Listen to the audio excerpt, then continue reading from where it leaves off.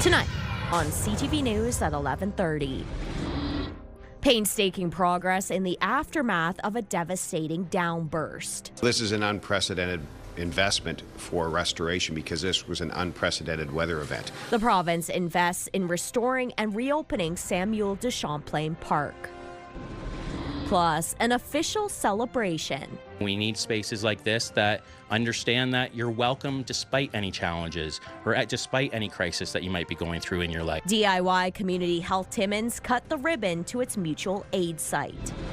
And the gift of freedom on two wheels. We never thought that we'd get her to this point in her life, so to see her do that is such an incredible feeling for our family. A Sault Ste. Marie girl has a bike to call her own thanks to generosity from the community. CTV News at 11:30 with Ian Campbell and Rick Wyman with weather.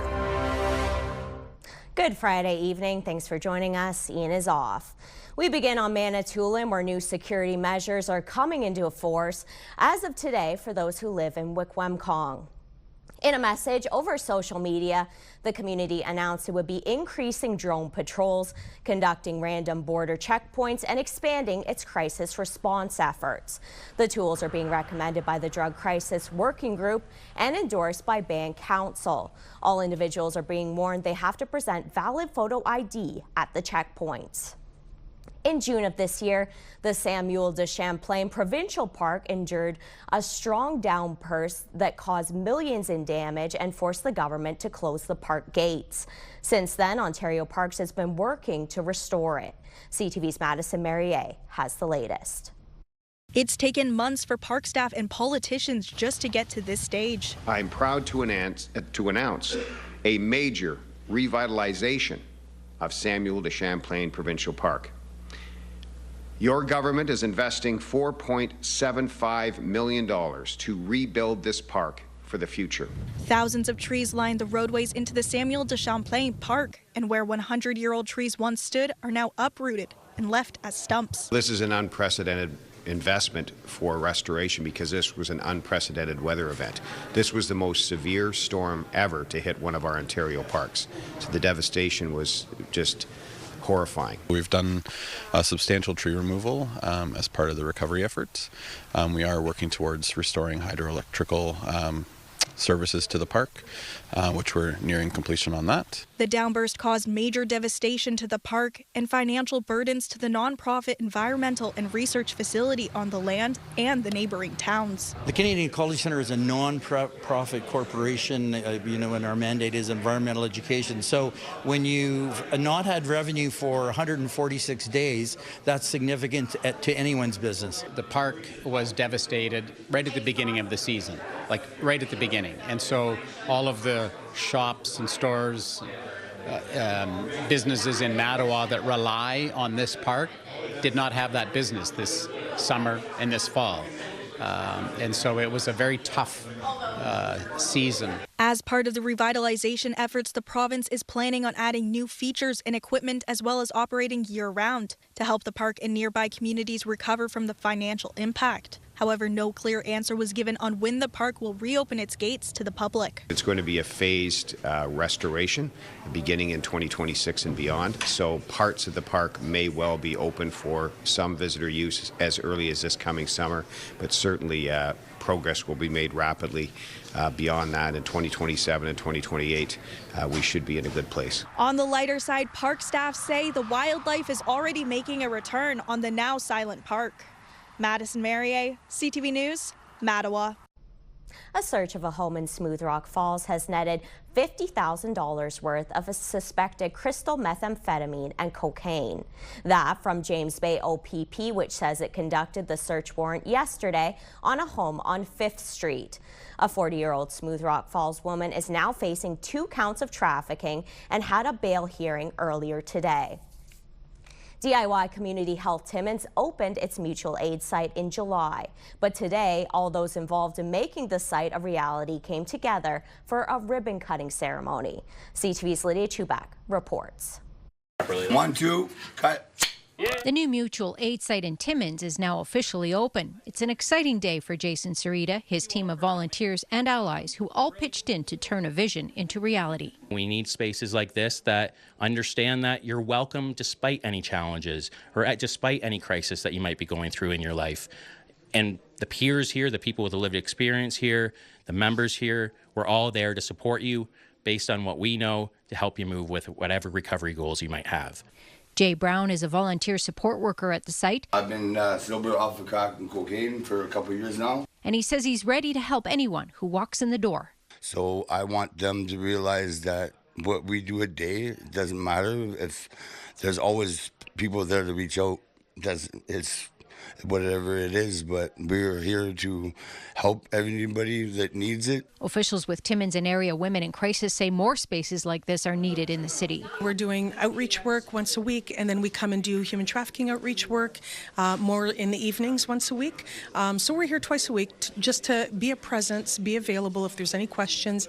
If people don't feel comfortable walking into the Women's Crisis Center. To ensure the site's sustainable, Sarita says more members and volunteers are needed. He welcomes anyone who's interested to connect with him to learn more about the services offered at the site. Timmins councillor and downtown BIA executive director Corey Robbins says many residents have big hearts but don't know what to do.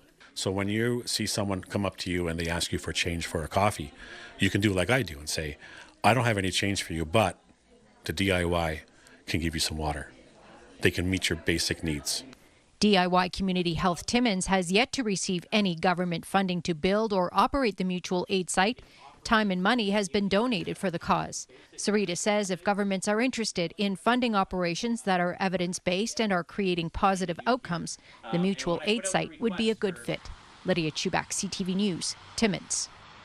A report from Sault Ste. Marie's Integrity Commissioner says the councillor who made a social media post following Charlie Kirk's murder did not violate the city's code of conduct. Sault City Councillor Angela Caputo made a post on her private Facebook page following Kirk's death.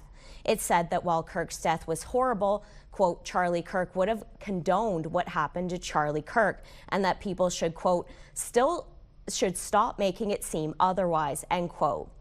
4 people lodged a complaint with the Integrity Commissioner saying her comments amounted to hate speech. The investigation concluded that the comments did not reflect the allegations made against Caputo. The Edgar Burton Christmas Food Drive launched its 38th campaign today. Over the years, it has raised hundreds of thousands of dollars for the Sudbury Food Bank. CTV's Lindsay Alick reports.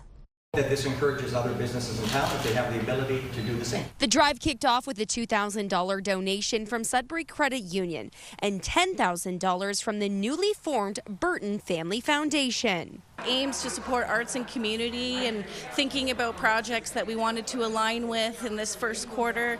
The Edgar Burton was absolutely at the forefront of one of our missions.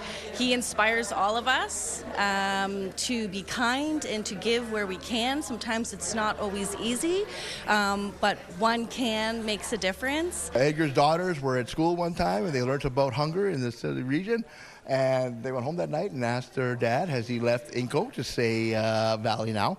Is there any way they could help? And his dad said, well, let me see what I can do. 38 years later, the drive continues to grow with over 400 businesses involved along with schools in the region collecting items. And now, for the first time ever, the drive has a QR code. Although the focus is on cans, people still want to help. So the opportunity to give funds, if necessary, is available to you. This will be Exelon's 28th and final food drive as he prepares to retire as executive director, with Sudbury City Councillor Natalie Labby taking over in 2026. I am so proud to be part of the fabric of this city that we call Greater City of Sudbury and everything around in the region for their incredible willingness and ability to provide help when it's necessary. This drive collects 25% of the food that is handed out by the food bank throughout the year. Last year's event collected over 94 tons, and as Edgar always said, this year's goal is one more can. Lindsay Alick, CTV News, Sudbury. It's time now for a short break here on CTV News. Coming up, we'll have your full weather forecast, including what it's going to look like for this weekend. But for now, a look at the current conditions around the region. Some cool temperatures out there, some cloudy skies as well. Some snow falling in Timmins, Kapuskasing, and Sudbury. -1 degrees, -1 in Temiskaming Shores, -3 in Timmins. Your full forecast coming up next. TV News. Text 10400 from your screen to ours. Text 10400. Weekend is here, and so are the Santa Claus parades. Let's take a look at some of the weather that's in store for you in your community. Forecast radar right now. Got a system moving in by tomorrow evening, so we've got some sunshine in some communities for tomorrow. Should be a nice day, and then it starts with the sleet, the snow flurries, and again with the chance of precipitation in the form of rain, showers, or some flurries, drizzle. It's all going to happen. So we'll keep a close eye on that. Sudbury nickel belt for the next couple of days. Sun and cloud tomorrow at 0. That's a good start. Flurries in the forecast for tomorrow evening for the Santa Claus parade. Sunday, we've got the chance of sleet. Monday, some cloud cover. Periods of rain Tuesday. It will be a wet day across the northeast on Tuesday. Wednesday, chance of sleet and the chance of flurries come Thursday. Meanwhile, in Sault Ste. Marie, you're wondering what's it going to be like tomorrow night for the Santa Claus parade? Well, you've got the chance of flurries during the day. You might have a little bit of rain or at least some shower activity tomorrow night mixed in with the snow. So the chance of sleet tomorrow night, but a daytime high of 3. 3 degrees on Sunday with the chance of showers, some cloud cover Monday. Tuesday, we've got periods of rain, periods of snow, the quick changeover Wednesday, back to the flurries on Thursday with the high of -2. Okay. Timmins, Cochrane, Kapuskasing, chance of flurries tomorrow at -2. Chance of flurries Sunday, -1. We've got some cloud cover Monday. Chance of sleet Tuesday. Wednesday, periods of snow and flurries on Thursday. So that's pretty well a predominant changeover over the next couple of days. Tuesday, Wednesday, Thursday, some sleet, periods of snow, then back to the flurries. How about Temiskaming Shores and Kirkland Lake? -2, some sun and cloud tomorrow. Chance of sleet on Sunday. Cloud cover Monday. Here we go. Periods of rain on Tuesday at 4.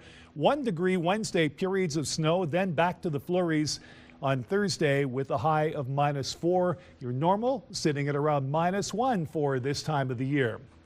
Then we have a look at North Bay and West Nipissing. Some sun and cloud tomorrow. -1. Chance of sleet tomorrow, or on Sunday rather.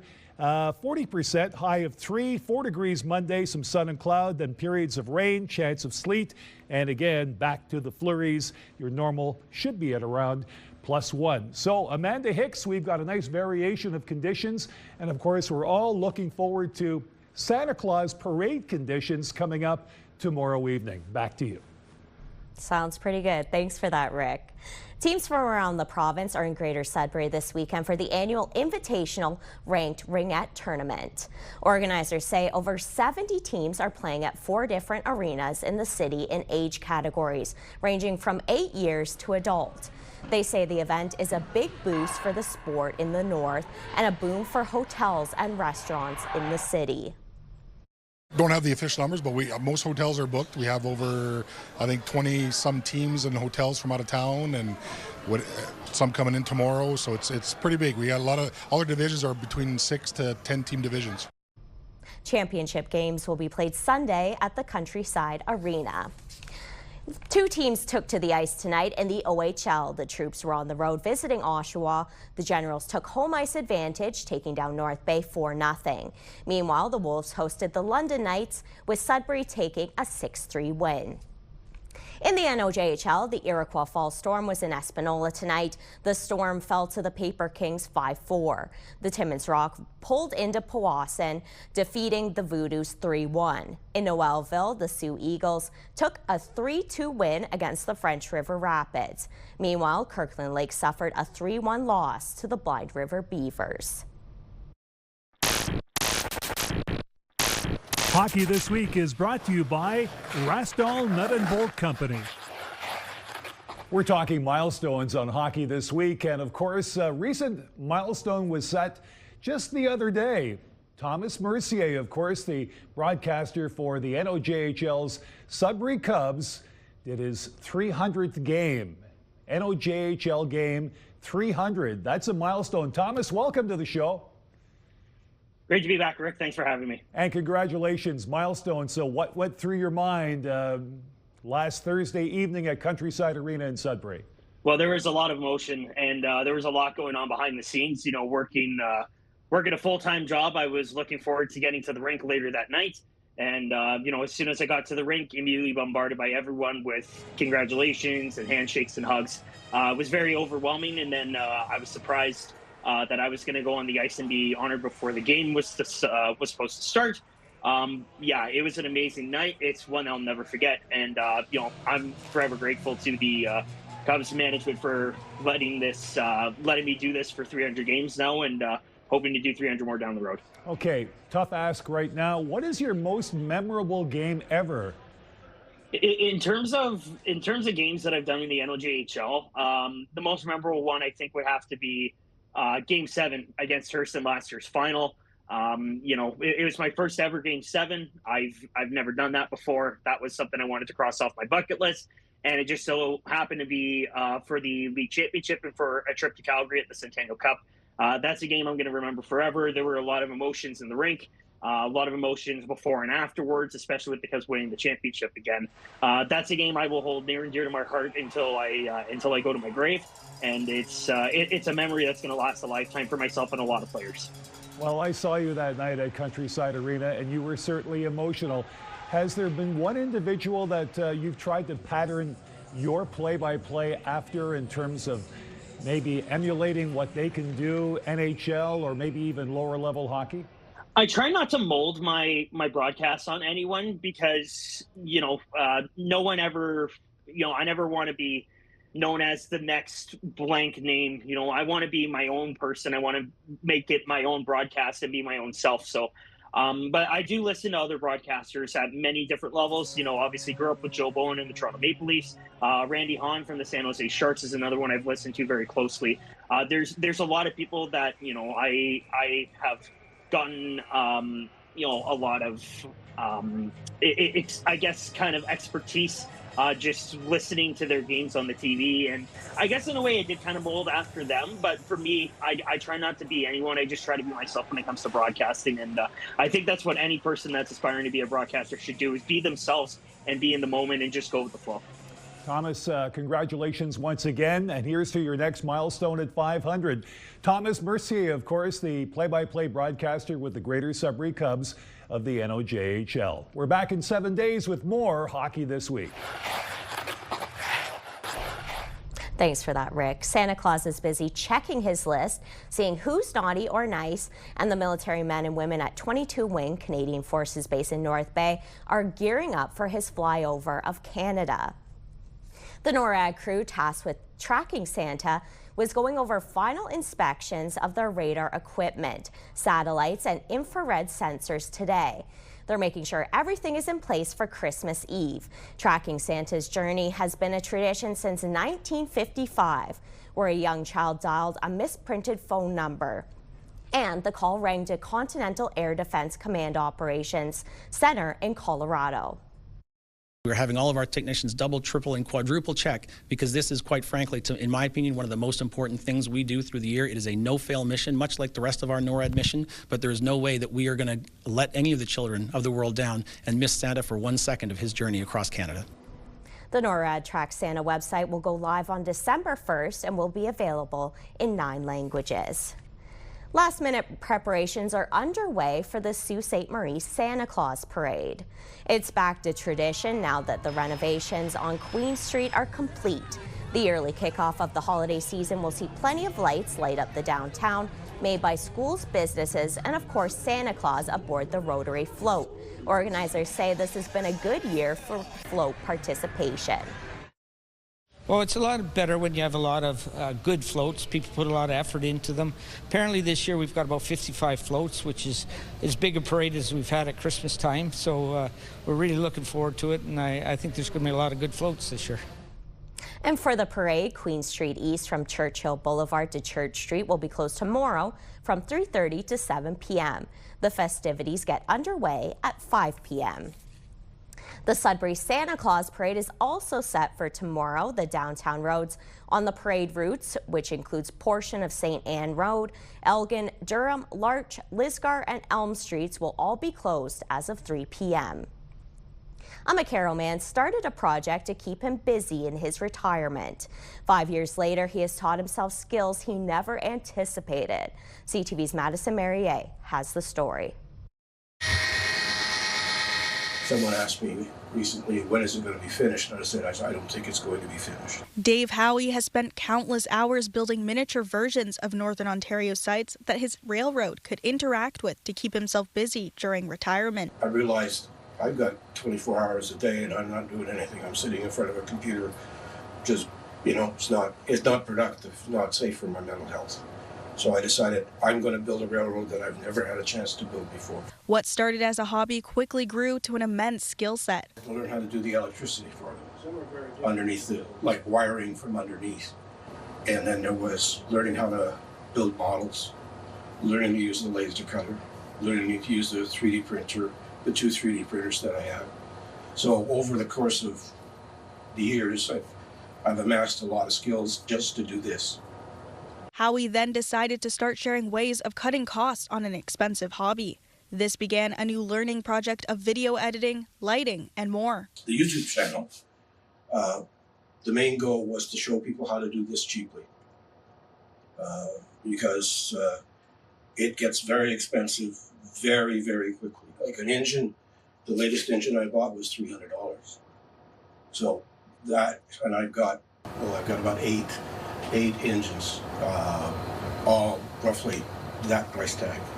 So it's learning how to do this cheap. His online community has grown over the years, but his hobby has expanded outside of his world as well. I think it's incredible. I think it's just great to see that folks take the time to replicate something in that way, and it really just goes to show you that we have a lot of interest in our area, and that a lot of folks are very proud of it, of the history that we have here. Howie plans to add to the project long term and will continue to take inspiration from nearby cities and towns and rebuild again and again to ensure his scale of 1/160. Madison Marier, CTV News, Espanola. Still ahead tonight on CTV News. An outpouring of community support and a celebratory bike ride. Details next.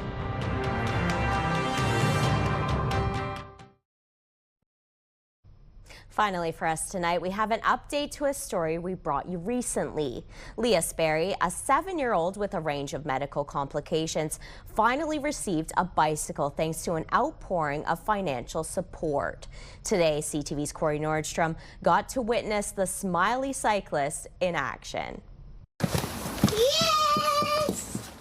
It's been an exciting few days for little Leah Sperry. Her dream of having her very own bike has become a reality. The 7-year-old has defied the odds just by living this long, and now, thanks to the donations of 174 people, she's able to get her wheels in motion. We never thought that we'd get her to this point in her life, so to see her do that is such an incredible feeling for our family and our friends and everyone that supported us along the way. The girl who has spent nearly half of her life in a hospital bed is now enjoying the wind in her hair on a bike with many special modifications. So this is for her oxygen tank, and then in the afternoons when she has her IV pump running, then we can also hook it onto that. It originated from the UK, and then it had to go through a company in the States, and then go through many circles and chains, and it took a lot of effort, and a lot of people were working hard to get it here for her. So it did take about 5.5 months for the bike to get here. If the winter weather holds off a little longer, Leah will be able to ride her bike alongside her older brother, something she's been dreaming of for a long time. And with Leah constantly looking to head out on her new wheels, her family is asking around to see where she can ride during the colder months. We're contacting a few places that we're seeing if there's some generous people out there that have a large enough space that she can maybe ride it in this winter.